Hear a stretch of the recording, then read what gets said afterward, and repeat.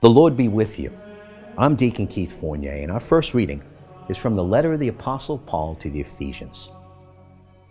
Be subject to one another out of reverence for Christ.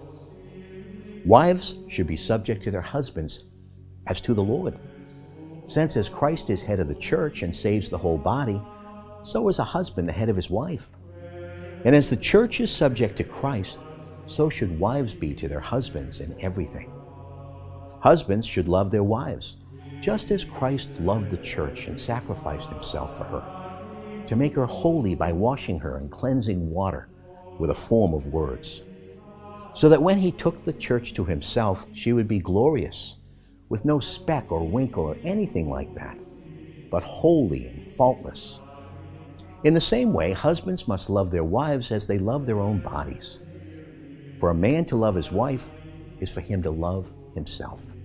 A man never hates his own body, but he feeds it, looks after it.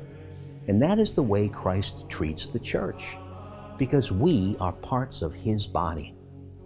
This is why a man leaves his father and mother and becomes attached to his wife, and the two become one flesh. This mystery has great significance, but I am applying it to Christ and the church. To sum up, you also, each one of you, must love his wife as he loves himself, and let every wife respect her husband. And our response is from Psalm 128. How blessed are all who fear Yahweh, who walk in his ways. Your own labors will yield you a living. Happy and prosperous will you be. Your wife a fruitful vine in the inner places of your house.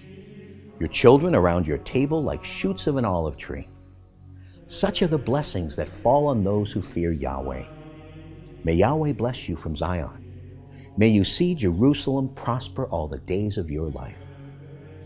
And a reading from the Holy Gospel according to St. Luke. Jesus went on to say, "What is the kingdom of God like? What shall I compare it with?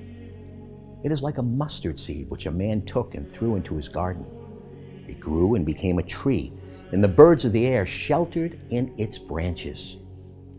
Again he said, "What shall I compare the kingdom of God with? It is like the yeast a woman took and mixed in with 3 measures of flour, till it was leavened all through." The Gospel of the Lord.